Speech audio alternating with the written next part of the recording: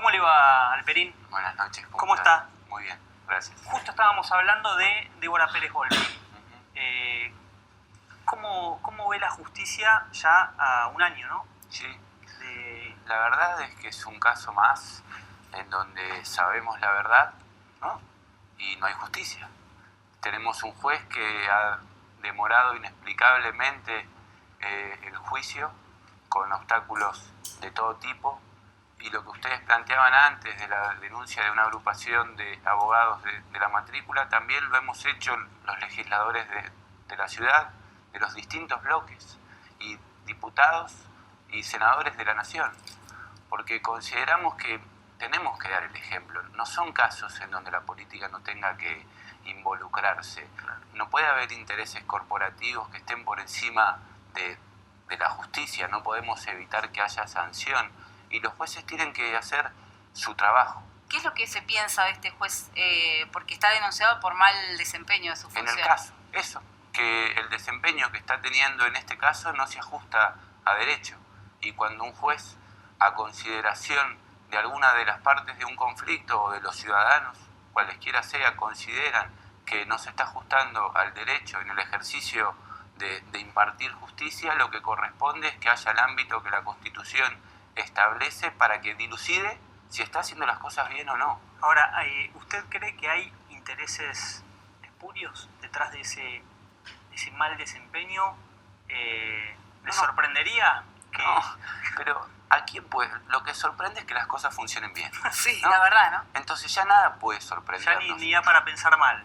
Pero veces. Lo que corresponde es que, sin perjuicio de los aspectos subjetivos que le pongamos a cada uno de los problemas que tenemos, tenemos la obligación también de manejarnos con pruebas. Claro. Y tenemos que ser responsables, porque estamos hablando de un juez, y estamos hablando de una muerte, y estamos hablando de dos personas que son acusadas por eso, y de una clínica que muchos consideramos que hizo todo mal. Pero esas acusaciones son importantes como para tratarlas con liviandad, ¿no? O para ser superficiales a la hora de presentar una denuncia ante alguien. Nosotros lo hemos hecho con mucho respeto, pero también con mucha convicción. Denunciamos al juez porque consideramos que lo que ha resuelto en este caso no se ajusta a nuestra interpretación de lo que la ley ordena. Y cuando así sucede, tenemos que pretender que los órganos de la Constitución diluciden si esa persona está preparada para ser juez o no.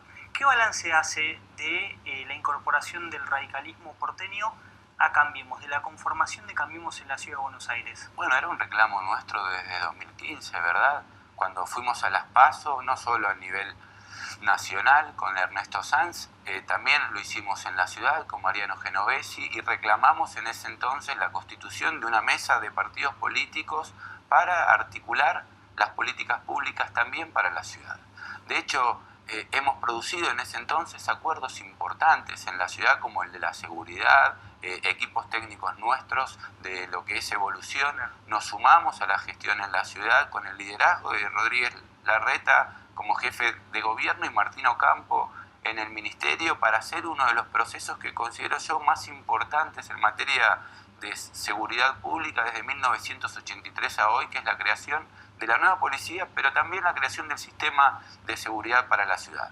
Pero también considerábamos que eso podía ser un acuerdo político más amplio, más trascendente que en algunos temas puntuales, y eso no fue posible. Lamentablemente el resto de los partidos que integran Cambiemos no quisieron que el radicalismo de la ciudad en general y Martín Lustó en particular podamos competir, y conformamos lo que es Evolución. Bueno, ahora han reflexionado, se han ampliado, que es lo ¿La que situación pedíamos. nos obligó a reflexionar el poco margen tal vez que tenía no Rodríguez Larreta, sino tal vez Cambiemos, que no podía dejar afuera ningún voto?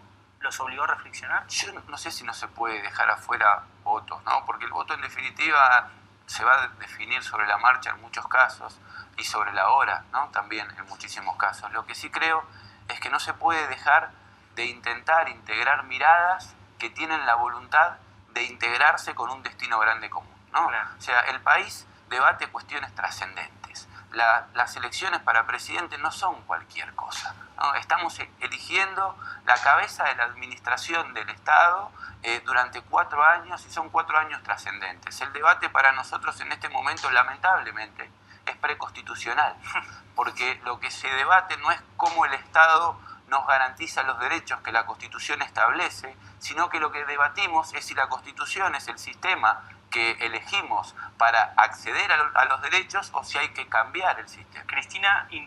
El movimiento de Cristina Kirchner impulsa un preconstitucionalismo.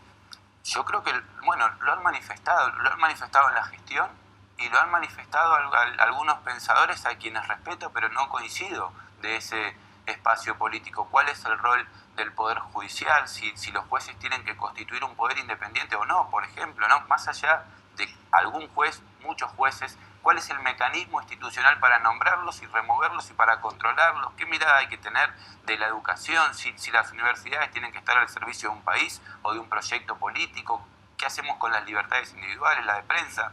¿No? ¿Qué va a pasar en las cárceles, que es una de mis especialidades? Durante el kirchnerismo fueron los 12 peores años de la democracia, salvo un intervalo lúcido que fue el de Víctor Hortel, al frente del Servicio Penitenciario Federal. Nunca hubo más casos de tortura en democracia, en contexto de encierro, que durante el gobierno kirchnerista. Aprovecho con ese tema, ayer lo hablábamos con Paulino, respecto a la dualidad que se da en la Argentina respecto al sistema penitenciario. ¿Por qué lo digo esto? El progresismo parece estar totalmente en contra de la construcción de cárceles. Entonces, ¿qué pasa después? Las cárceles están hacinadas. Y los que impulsan la mano dura, los que creen que los presos no solamente tienen que estar privados de la libertad, sino tampoco tener derechos, no quieren invertir un solo peso en cárceles. Coinciden, ¿no? Coinciden, en un punto claro. se juntan. Sí, claro, es que hay una hipocresía enorme para con las cárceles, ¿no? Lo hemos hablado en algunas Yo recuerdo, oportunidades. perdón, Alperín, yo recuerdo hace un año escribí una nota en la que el gobierno antes de que estallara la economía, tenía el proyecto de construir cárceles. Y de los dos lados se quejaban. Y hoy hay una emergencia. Y hoy hay una emergencia. Bueno, Y no es la primera vez que hay una emergencia, y las emergencias suelen quedar en la declaración de que hay una emergencia, ¿no? Lo que nosotros tenemos que generar es también un acuerdo, porque el tema de las cárceles, la verdad, es que no convoca multitudes a favor de lo razonable. No genera votos tampoco. No, y además los cambios, cuando uno habla de políticas o de cambios profundos, esos cambios se visualizan en el mediano plazo. Entonces, ningún gobierno que los empiece los va a coronar electoralmente, y entonces rinde menos. Ya es un tema que es oscuro, que la sociedad prefiere no ver en el mientras tanto, pero que nos preocupa antes, porque con el delito queremos que los castiguen y los manden a la prisión, y nos preocupa luego, porque sabemos que salen peor de lo que entran, pero la hipocresía se da en que es que no nos preocupa en ese mientras tanto, ¿no? Y al mismo tiempo, lo del espacio es una característica, pero lo de la educación, lo de cómo trabajan los trabajadores penitenciarios también, por cierto, que es un tema que hay mal que tratar. pagos, y encima te agrego un dato. El gobierno analiza quitarle la caja de jubilación y de retiro al servicio penitenciario, y lo quiere llevar con la Policía Federal. Es la cierto pérdida de derechos que adquiridos. el progresismo ha renunciado a dar muchos debates, o que algunos que se consideran progresistas, no es el caso de todos, han renunciado a dar un debate sobre la seguridad de manera profunda.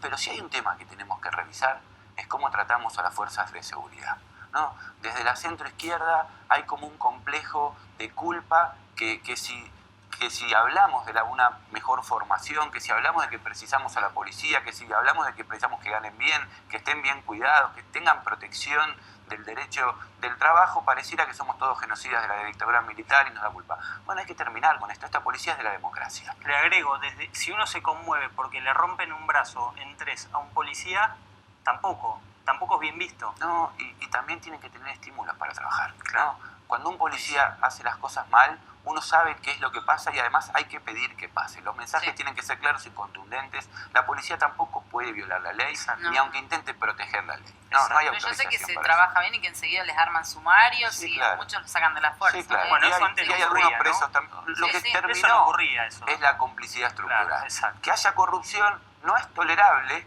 pero estamos acostumbrados a que la haya, y la va a seguir habiendo. Es intrínseco ¿no? del ser humano, ¿no? Pero Y acá en de la algunos ciudad- seres humanos, No, lamentablemente. pero el Sí, grueso, pero digamos, Sí. no, lamentablemente el ser Sí, humano... lo que por precisamos naturaleza. son mecanismos de control Claro, que nos den garantías que se va a reducir al mínimo posible, y al mismo tiempo que es algo humano y no es institucional, que no haya complicidad estructural. Bueno, nosotros consideramos que la complicidad estructural terminó y que los mecanismos de control hay que mejorarlos progresivamente, pero también consideramos que cuando un policía hace las cosas bien, no solamente bien en relación a cumplir con sus obligaciones, sino cuando hace algo más que lo que sus obligaciones indican, los tenemos que reconocer porque le tenemos que decir al resto de los policías y de las policías que eso es lo que queremos, que los precisamos, que preferimos no usarlo porque la seguridad es no usar a la policía cuando la necesitas es porque ya hay inseguridad, claro, pero que en algunos casos los vamos a precisar y que por lo tanto hay que formarlos bien y que tienen que estar tranquilos que si algo pasa los vamos a cuidar a ellos y a sus familias. Cualquier otro mensaje en democracia es equivocado. Ahora, ¿crees que ha mejorado la seguridad en la ciudad de Buenos Aires desde la creación de la policía de la ciudad? Sin duda. Hay algunos aspectos objetivos, como lo es homicidios, que ha bajado a la mitad, producto de la intervención focalizada en algunos lados, como en el barrio 31, pero también como producto de una política integral en materia de seguridad. Pero también considero que hay muchos delitos vinculados a la pobreza que han aumentado y que esos... Por ejemplo, hurto. El hurto, sí. Y que esos delitos están vinculados a otras causas que no tienen que ver con si hay más o menos policía, claro, sino que tienen que ver con las oportunidades que algunas personas tienen y que se han reducido las oportunidades y que al reducirse las oportunidades para integrarse de manera no conflictiva en la sociedad, muchos optan por ese camino. en la medida que la economía mejore, ¿cree que eso va a descender?